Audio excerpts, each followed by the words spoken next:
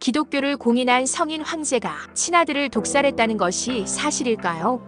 우리가 역사에서 배운 콘스탄티누스 대제, 기독교를 공인하고 콘스탄티노폴을 건설한 위대한 황제의 이야기입니다. 그가 친아들을 독살했다는 믿기 힘든 기록이 남아 있습니다. 더욱 놀라운 것은 그 후 황후까지 의문사했다는 점입니다. 도대체 326년 로마 황실에서 무슨 일이 벌어진 것일까요? 흥미롭게도 콘스탄티누스 황제에 대한 평가는 극명하게 엇갈립니다. 기독교인들은 기독교를 공인한 그를 구원자로 칭송했지만 반대편에서는 잔인한 폭군이라고 불렀습니다. 같은 인물에 대한 이토록 상반된 평가가 나온 이유는 무엇일까요? 답은 콘스탄티누스의 변화에 있습니다. 초기에 그는 정말 훌륭한 황제였습니다. 위풍당당한 외모, 뛰어난 체력, 유머러스한 성격으로 많은 이들의 존경을 받았죠. 그런데 그는 324년부터 변하기 시작했습니다. 콘스탄티누스가 마지막 경쟁자 리키니우스를 물리치고 제국의 유일한 통치자가 되었을 때입니다. 절대 권력을 손에 넣은 순간부터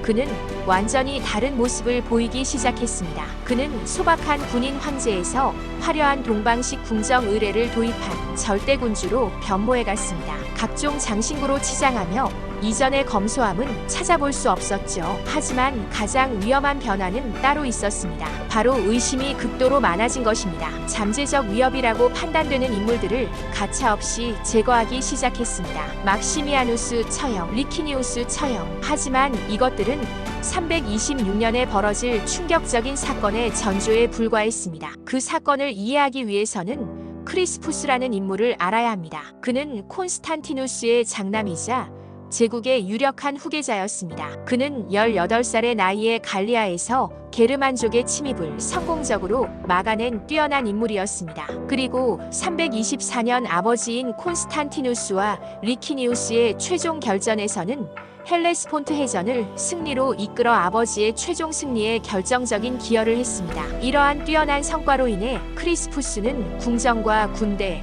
그리고 국민들로부터 존경과 사랑을 받았습니다. 많은 이들이 그를 제국의 미래 지도자로 기대했죠. 그런데 이것이 오히려 그에게 치명적인 위험이 되었습니다. 아들의 뛰어난 능력과 인기가 역설적으로 아버지의 불안을 키웠습니다. 324년 단독 통치가 시작된 후 콘스탄티누스의 의심이 깊어졌고 황실 내부의 복잡한 정치적 역학관계가 더해졌습니다. 크리스푸스의 계모 파우스타와 그녀가 낳은 아들들의 존재였습니다. 파우스타의 입장에서는 자신의 아들들이 황위를 계승하려면 크리스푸스가 걸림돌이 될 수밖에 없었죠. 이러한 상황에서 파우스타가 어떤 행동을 취했을지는 충분히 짐작할 수 있습니다. 그리고 의심 많아진 콘스탄티누스에게 이런 상황이 어떻게 비춰졌을지도 말입니다. 결국 326년 5월 상상하기 어려운 일이 벌어졌습니다. 그는 자신의 친아들 크리스푸스를 반역 혐의로 체포한 것입니다. 그리고 이스트리아 반도의 폴라에서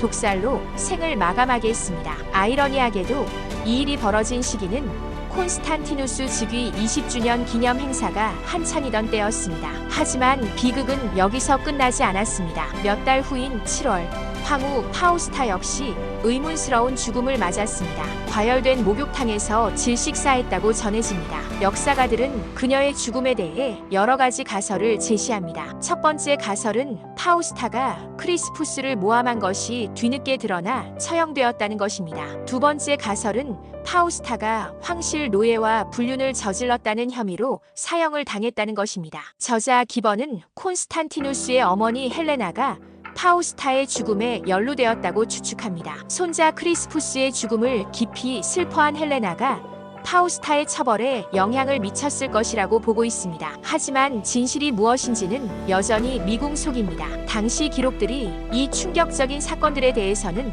거의 침묵하고 있기 때문입니다. 기독교를 공인한 위대한 황제가 자신의 친아들을 죽였다는 사실은 당시 사람들에게 엄청난 충격을 주었습니다. 심지어 기독교인들조차 이를 쉽게 용납할 수 없었죠. 콘스탄티누스 대제, 그는 역사를 바꾼 위대한 인물이었지만 동시에 권력에 잠식되어 가장 소중한 것까지 희생시킨 비극적 인물이기도 했습니다.